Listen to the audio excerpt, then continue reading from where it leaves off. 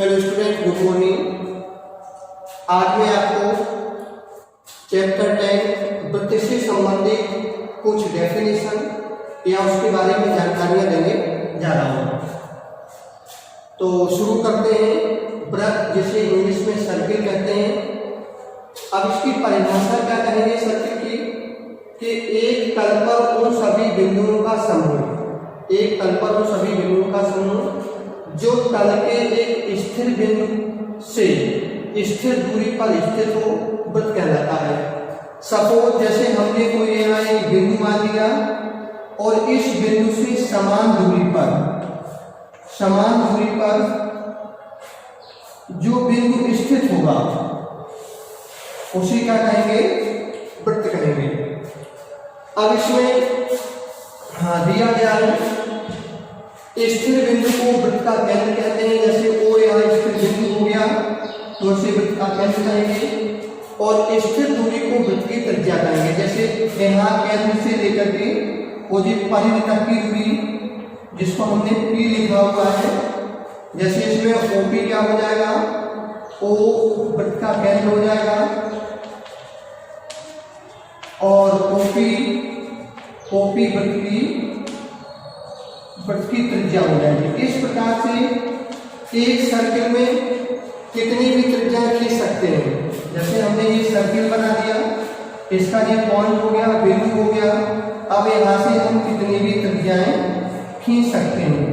अब इन त्रिज्याओं की विशेषता क्या होती है कि जो त्रिज्याएं होंगी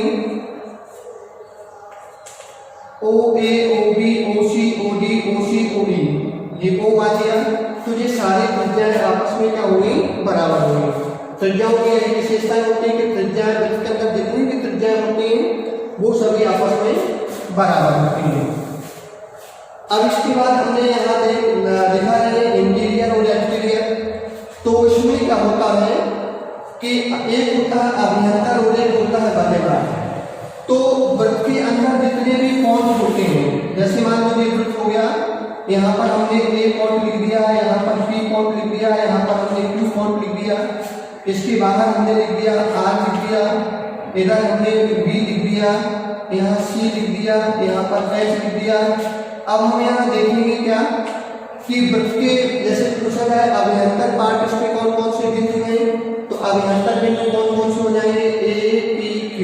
मतलब जो इंटीरियर हो, मतलब जो वृत्त के अंदर स्थित हो उसे कहते हैं इंटीरियर पॉइंट, और जो वृत्त के बाहर हो उसे कहते हैं एक्सटीरियर पॉइंट, यानी कि अभ्यंतर भाग और बाह्य भाग। तो बाह्य भाग में कौन कौन सा हो जाएगा, B, C, R और H। ठीक है। तो अब इसमें पूछा जाएगा, जैसे कोई क्वेश्चन दे देंगे उसमें सर्किल बना देंगे, कुछ पार्ट उसके बाहर लिख देंगे, कुछ अंदर लिख देंगे। उसमें पूछा जाएगा कि वृत्त के अभ्यंतर भाग कौन कौन से हैं और वृत्त के बाह्य भाग यानी कि बिंदु कौन कौन से हैं। इसके बाद जो है दिया गया है, यहाँ हमें एक चीज और समझना है कि त्रिज्या और व्यास में क्या संबंध होता है। What is the relation between radius and diameter. जैसे हमने एक यहाँ सर्किल बनाया और इस सर्किल का हमने यहाँ पॉइंट O ले लिया और इसमें हमने एक हमारी जो जीवा त्रिज्या हो गई, एक यहाँ A लिख दिया, यहाँ पर B लिख दिया। एक हमारी त्रिज्या क्या है, एक त्रिज्या हमारी हो गई OA और दूसरी त्रिज्या क्या हो गई OB, जैसे रेडियस बोलते हैं। अब हम देखेंगे यहाँ पर हमने जो संबंध पूछा है कि R का और D का, रेडियस और डायमीटर में क्या संबंध होता है, त्रिज्या और व्यास में क्या संबंध होता है। तो इतना पार्ट ये होगा उतनी पार्ट ये होगा। और यहाँ पर देखेंगे AB क्या है, AB व्यास दिया है और OA क्या है, यहाँ पर त्रिज्या दिया है। यदि संबंध इसमें यदि निकालेंगे तो त्रिज्या जो होगी, त्रिज्या होगी यानी कि व्यास का आधा हो जाएगी, व्यास और बटे कितनी हो जाएगी 2। त्रिज्या जो होगी व्यास की आधी हो जाएगी।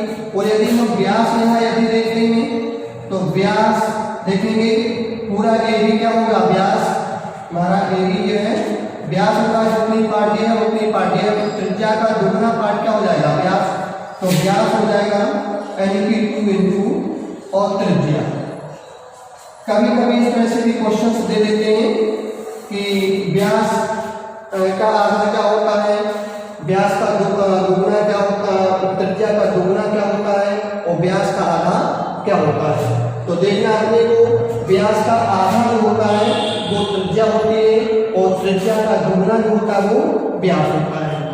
अब इसके बाद देखते हैं जीवा चौड़। तो जीवाएं क्या होती हैं, मतलब सर्किल के एक बिंदु से लेकर के और दूसरे बिंदु सर्किल के दूसरे बिंदु तक की दूरी को जीवा कहते हैं। जैसे किसी सर्किल में बहुत सारी जीवाएं खींच सकते हैं, जैसे यहाँ जीवाओं का नाम क्या हो गया ए बी और सी डी ई एफ और जी एच, ये सब क्या हो गई जीवाएं हो गई। अब अभी तो हमने इस तरह से खींची, इस तरह भी खींच सकते हैं, ये भी सारी क्या है वृत्ति जीवाएं हो गई, सारी वृत्ति जीवाएं हो गई। अब यहाँ देखना ये होता है कि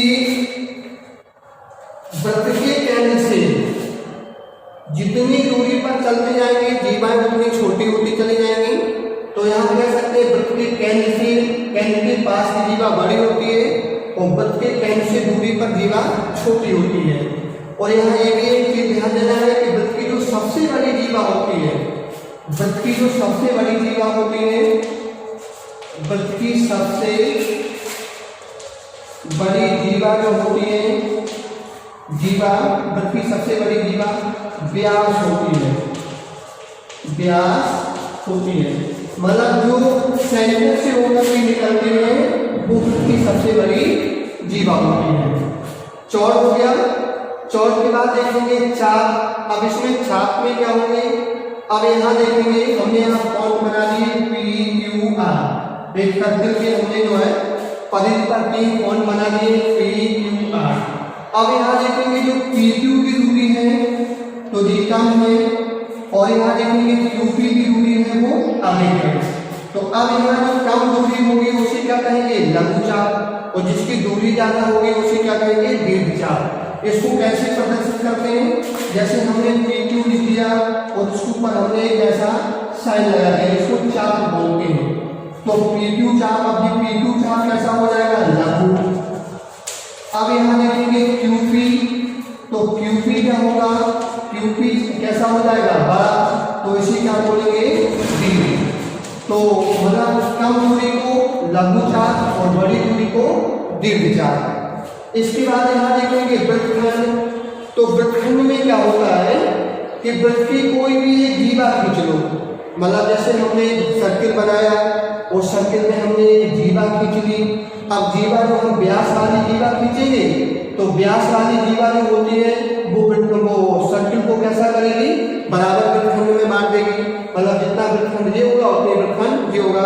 यदि हम व्यास के ऊपर नीचे जाएंगे तो दूरियां क्या होंगी, कम हो जाएंगी। तो कम हो जाएंगी तो जिसकी कम दूरी होगी उसे कहेंगे लघु वृत्तखंड और जिसकी बड़ी दूरी होगी उसे कहेंगे दीर्घ वृत्तखंड। अब जैसे ये पार्ट है, जैसे ये पार्ट यहाँ पर जो हमने बनाया जैसे ये, तो ये पार्ट जो है और ये पार्ट इसमें अंतर दिख रहा है, तो ये छोटा पार्ट है और ये बड़ा पार्ट है, तो इसको कहेंगे लघु वृत्तखंड और इसे कहेंगे दीर्घ वृत्तखंड। इसी तरह से